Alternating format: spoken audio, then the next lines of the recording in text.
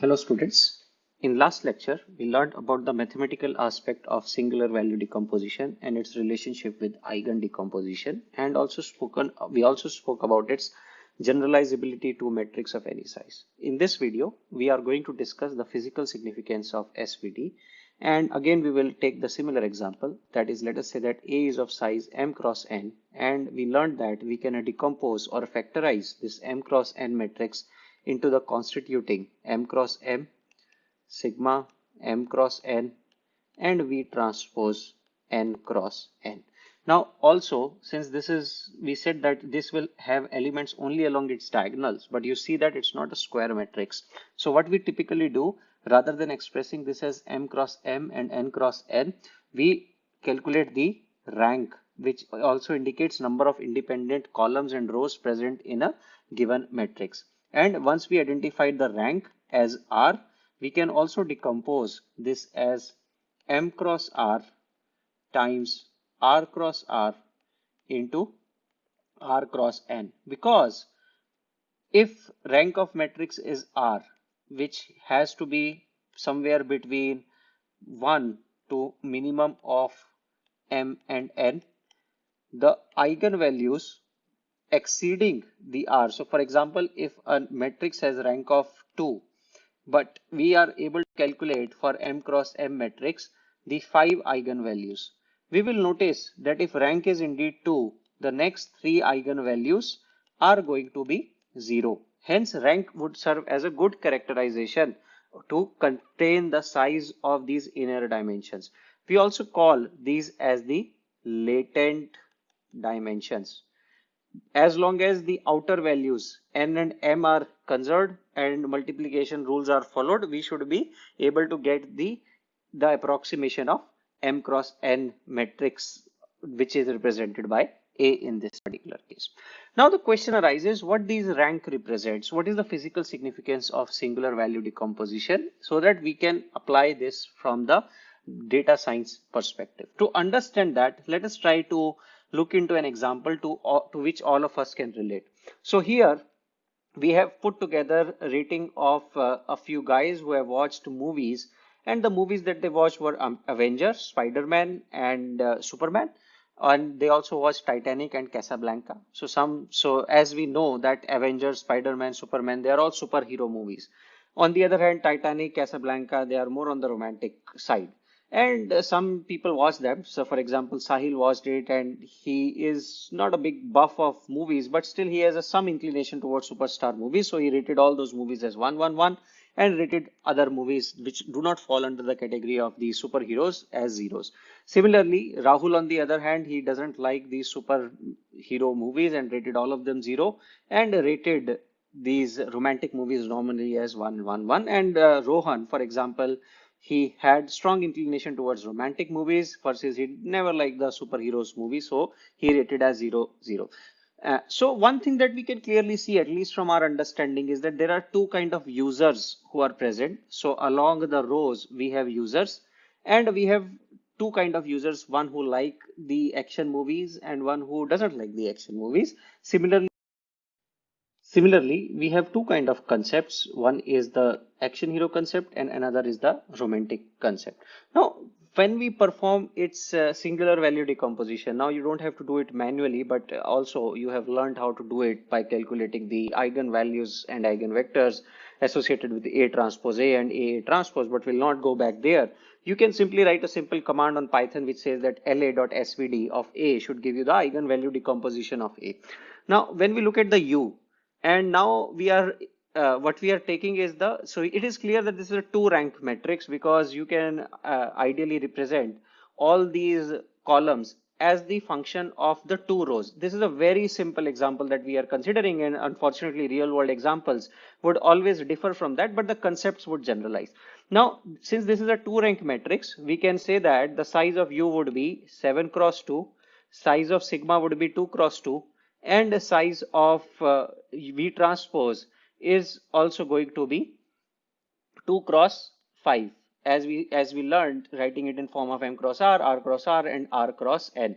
And we see that these values of U neatly organize themselves into some boxes. Here you see that for user 1, you get some values, non-zero value in the first place and 0 here. First place, 0 here.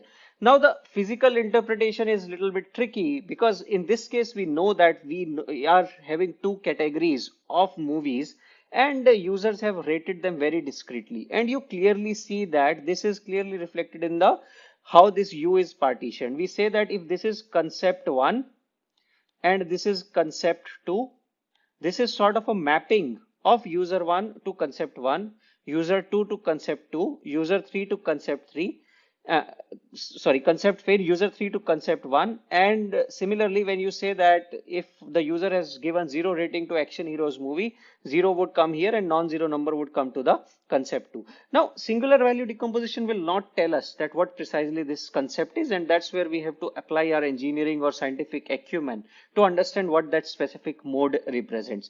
Similarly, when we look at the sigma, we would see that all other eigenvalues are going to be 0, and these are 9.48, 8.38. They also represent the strength of what?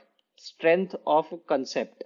So for example, it is not telling that superheroes movies have to be stronger than the romantic movies. It is saying based on the information that is available in the metrics that we are decomposing, what is the inference or relative inference we can draw about each of these concepts. So we say that since the number of users who watched the superhero movie was higher, we saw that 4 persons watched the superhero movies.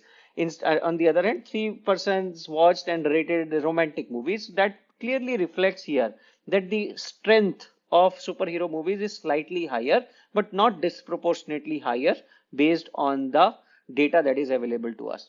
Similarly, if size of VT is 2 cross 5, and here these rows represent the concept and relatively to what concept that movie belongs.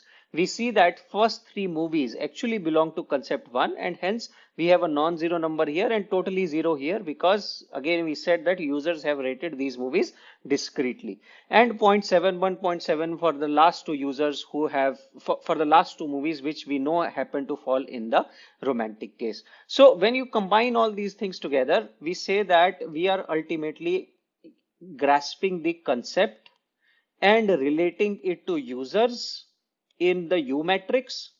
V matrix is relating the concept to movies, and sigma tells us what is the relative strength of each concept that is present in the matrix that has been given to us. Now, let us go back to a very famous example that we always see, what we call as the Netflix rating descriptions. We watch some movies, we rate certain movies 3-star, 4-star, 5-star based on the preference. And if you look into the human psychology, some of us tend to like a specific movie much more than the other kind of movies. For example, I don't like the violence movies, but I like the thrillers or suspense movies. So what I would do is I will always give higher rating to those movies, and then the next recommendation Netflix or Amazon is going to make would be based on the past ratings that I have given. And Netflix challenge, the solution of Netflix challenge essentially had a singular value decomposition as one of the central components to come up with the best prediction of the user rating. Now, this also generalized to various earth science domain. For example, we can also construct a matrix that will consist of city and their climatology. And when we have constructed this data about city and climatology, we should be able to determine the predominant, in this case, concept would represent whether the weather is arid or semi-arid or humid and so on. So we may have multiple descriptors of the atmosphere. But we would need a few handful of these descriptors to really classify that particular place. And also another thing, you see that we started with so many movies, 1, 2, 3, 4, 5. At the end, we were said that, see, we are not interested into Superman versus Batman. We are interested what is the concept 1, what is the concept 2, and this also lays the foundation of the dimensionality reduction. So in next video, we will learn about the dimensionality reduction using the K rank approximation. And this K rank approximation will help us choose the top K meaningful concepts that would be guided by what is the relative strength of each concept that we identified from singular value decomposition. Thank you.